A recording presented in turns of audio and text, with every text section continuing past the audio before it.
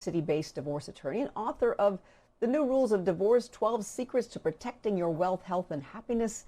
Jacqueline Newman, thank you so much for joining us, Jacqueline. Do you think that January divorce filings have something to do with people's New Year's resolutions? Thanks so much for having me. And I absolutely do. I think many people decide that they don't want to end the year the way they started it. And so many people decide that they want to move forward in divorce and therefore they give me a call. Oh, goodness, that's a difficult thing to hear. So, how do you prepare to file for divorce? Because you don't just get mad and say you're going to do this. You need to prep for this, right? Absolutely. And one of the questions I ask clients when they first come to my office are you sure you want to get divorced? It is an incredibly difficult decision, obviously, to make, and it's financially difficult and expensive, and also emotionally difficult and expensive. So you really want to be sure. But once you're ready and once you're sure, the first thing you need to do is contact an attorney and you decide what kind of process you want to go through for divorce. And then, you go through a lot of financial discovery and there are documents to be filed. But the best way to do this is to negotiate your settlement. Yeah, how can people who are getting divorced, how can couples keep things amicable? So, one of the first things you need to do is you need to be respectful. I mean, I can't emphasize that enough. And I think the way you start your divorce is a lot of times the way you finish your divorce. So, if you go in guns blazing, odds are it's going to be a very hefty litigation that, as I said before, is going to have severe financial and emotional costs. So, the real thing that you can do to keep things amicable is, again, be respectful and recognize that, as angry as you are right now, especially if you have children, you're going to need to co parent with this person for the rest of your life. And so doing things in a respectful manner, in a patient manner, and working with the right attorney who has those thoughts in mind, I think is very, very important. So running to the courthouse is not always the best thing to do. Yeah, absolutely. You don't want to do anything you'll regret later. You mentioned the cost. Is it still considered really expensive to get a divorce? I mean, how much money do you actually need? So yes, it is expensive to get divorced. There's no question. Not to mention, obviously, the legal fees that are involved. But it's always more expensive to have two households than one. So as I always say, no matter how wealthy you are, you never want to be paying attorney's fees, no matter how much money you may have.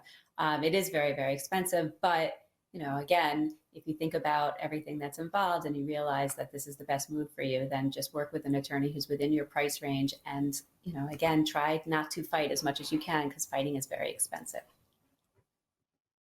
Yeah, an attorney in our price range. Okay, I got to ask you about that because obviously not all divorce attorneys are created equal. So what should we look for in finding a good divorce attorney? What are we looking for? I mean, what do I need out of an attorney who's going to help me through a divorce? So for the most part, you need someone that you're comfortable with. It's one thing I can't emphasize enough because a lot of times people will come to an attorney who they think is like a shark or somebody who's, the greatest attorney in the world. But if you're not comfortable with that person and you can't be honest and tell them what's really going on, you're not giving them the tools they need to be able to move forward and, show the magic that you have hired them for. So comfort level is absolutely important. Again, honesty with your attorney. And the other thing is you want to hire somebody who specializes in matrimonial law, in my opinion. There are a lot of people that do a jack of all trades, and I don't think that that works as well because there's a lot of nuances to matrimonial law. You wouldn't go to, a brain surgeon for, a foot injury. You want to go to the right person who really fits the job. So I think that's the other thing you need to look for. And again, I do think price, plays a role. You're right. Not every attorney, is the same. And, I'm the managing partner in my firm, and a lot of cases are not really the perfect fit for me, but I have excellent attorneys in my office who are less expensive. And, I usually recommend for the right case that they should work with somebody else. So be aware of that as well. Yeah, that's good to know. And what about COVID? Is it helping keep people together, or are they at home working from home driving each other crazy? It's probably a little bit of both. I think that what happened was, when COVID first struck in March of 2020, I had a lot of people calling me saying, I got to get out of here. And I'd say, okay, slow down a little bit. Let's take a moment and just recognize that, this is a very difficult time. It's an unprecedented time. And don't allow the stress that's obviously taking place at this moment dictate what you think the rest of your marriage is going to be like.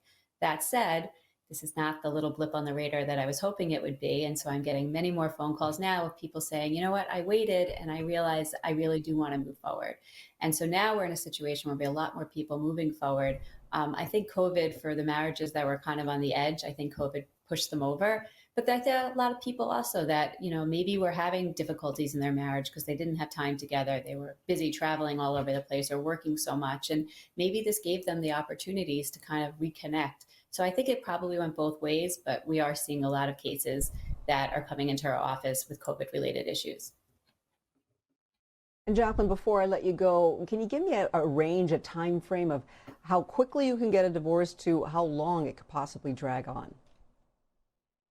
Yeah, so those are my two big questions. The first question is how much and how long. And I jokingly say to many clients, you tell me how long it will take for you to settle with your spouse, and I'll tell you how long it will take and how much it will cost. It's obviously a very, very difficult question. It depends on how far apart people are. I generally find that many of my cases will could be as short for just settling the case, not necessarily getting divorced. I see usually I'd say 3 to 6 months. And then I've had cases that have gone on for 10 years. So it really, really depends. I encourage people to move as quickly as they can, but I will say that even settling your case, then you have to go through the divorce process and filing the papers in the courts. And the courts, as you can imagine, are very, very backed up. And so I'm telling people that it takes anywhere once you've settled from anywhere to basically 3 to 9 months, or even, now I'm seeing 10 months on one case to actually have the court sign off on your divorce papers. Yeah, you better be really sure that that's what you want to do because it's quite an undertaking. Jacqueline, thanks so much for joining us today Absolutely. on BNC. Take care.